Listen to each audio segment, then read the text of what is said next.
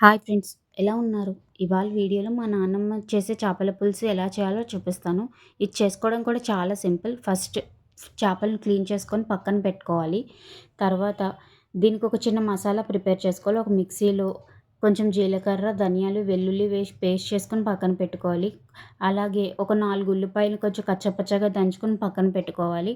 ఇప్పుడు ఒక కడాయిలో క్లీన్ చేసుకున్న చేపలు, పసుపు, ఉప్పు, కారం, నూనె వేసి అందులో కచ్చపచ్చగా దంచుకున్న ఉల్లిపాయ పేస్ట్, పచ్చిమిర్చి, ఏ